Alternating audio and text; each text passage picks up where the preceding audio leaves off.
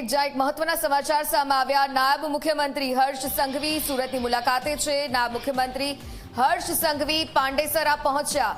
હર્ષ સંઘવી અસરગ્રસ્ત વિસ્તારોની મુલાકાતે છે। મારુતિ ઇન્ડસ્ટ્રીયલના વેપારીઓ સાથે પણ તેઓ દ્વારા મુલાકાત કરવામાં આવી રહી છે।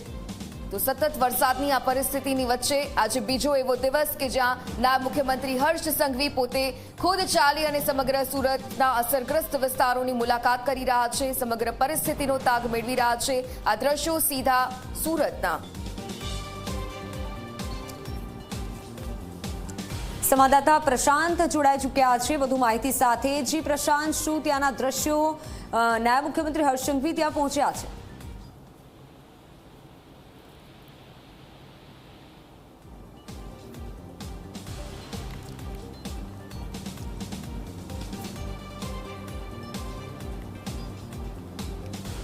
તો સતત વરસાદની આ પરિસ્થિતિની વચ્ચે નાયબ મુખ્યમંત્રી હર્ષ સંઘવીના સુરતથી આ સીધા દ્રશ્યો કે જ્યાં પાંડેસરા હર્ષ સંઘવી પહોંચ્યા છે। અસરગ્રસ્ત વિસ્તારોની મુલાકાત તેઓ દ્વારા લેવામાં આવી છે। તો સંવાદદાતા પ્રશાંત જોડાયા છે, વિગતે જાણકારી લઈએ તેમની પાસેથી। પ્રશાંત, આજે બીજો દિવસ કે જ્યાં નાયબ મુખ્યમંત્રી ખુદ ચાલી અને સમગ્ર સુરત વિસ્તારની પરિસ્થિતિનો તાગ મેળવી રહ્યા છે। આજે કયા કયા વિસ્તારોની મુલાકાત તેઓ દ્વારા લેવામાં આવી રહી છે? શું અપડેટ્સ આપની પાસે? જી બિલકુલ થી જે રીતના સુરતની અંદર ખાડીપુરની પરિસ્થિતિ સર્જાઈ હતી, નાયબ મુખ્યમંત્રી ખુદ ગ્રાઉન્ડ લેવલે જે છે તે ફિલ્ડ પર ઉતર્યા છે। અલગ અલગ જે અસરગ્રસ્ત વિસ્તારોની મુલાકાત કરી રહ્યા છે। ત્યારે આજે પણ જે રીતના સવારે અલગ અલગ વિસ્તારમાં તેઓ ગયા હતા અને હાલ સુરત શહેરના પાંડેસરા વિસ્તારમાં આવેલ મારુતિ ઇન્ડસ્ટ્રીયલમાં તેઓ આવી પહોંચ્યા છે।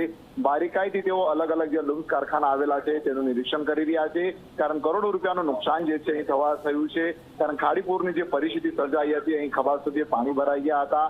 મશીનરી આવેલી છે, અલગ અલગ મશીનરી, લાખો કરોડ રૂપિયાની મશીનરીઓ છે જે પાણીમાં ગરકાવ થઈ ગયો હતી।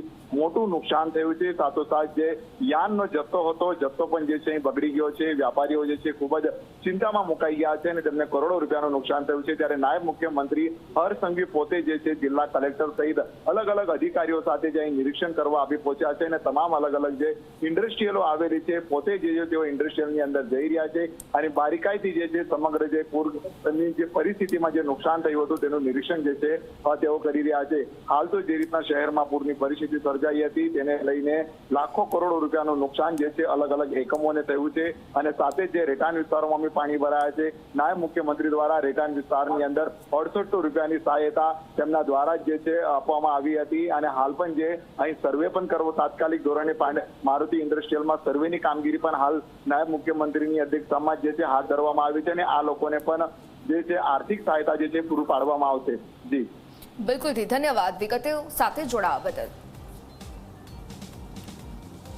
તો સતત વરસાદની પરિસ્થિતિના સંદર્ભે ગ્રાઉન્ડ ઝીરો પરથી તાગ મેળવવામાં આવી રહ્યો છે। સુરત ડાયમંડ સિટી તરીકે ઓળખાતું આ શહેર હવે સમગ્ર ઉદ્યોગ ધંધાને વરસાદના કારણે વ્યાપક પ્રમાણમાં અસર પહોંચી છે। તમામ વેપારીઓની આંખોમાં આંસુ છે। આખરે આ નુકસાનને આખરે કઈ રીતે પહોંચી વળીશું?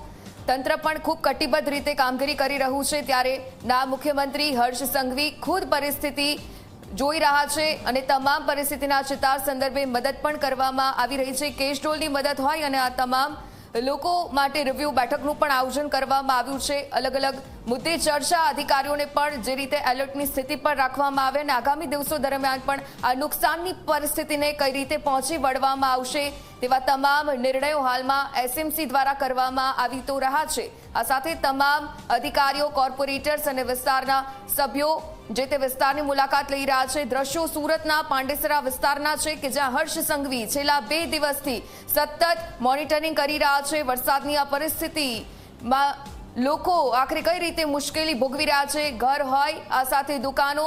સુરતનો જે મોબાઈલનો આ વિસ્તાર જે આર્કેડ છે ત્યાં પણ તેઓ ગઈકાલે ગયા હતા અને આજે જે પરિસ્થિતિ સામે આવી છે ઇન્ડસ્ટ્રીયલ એરિયામાં પણ હર્ષ સંઘવી મુલાકાત લઈ રહ્યા છે। સમગ્ર ઇન્ડસ્ટ્રીઝને પણ વ્યાપક પ્રમાણમાં સુરતમાં અસર પહોંચી છે। મારુતિ ઇન્ડસ્ટ્રીનો આ વિસ્તાર અને આ ઇન્ડસ્ટ્રીમાં જે મશીનો છે, કરોડોના ખર્ચે આ મશીનો કે જેને પણ વ્યાપક પ્રમાણમાં અસર પહોંચી છે।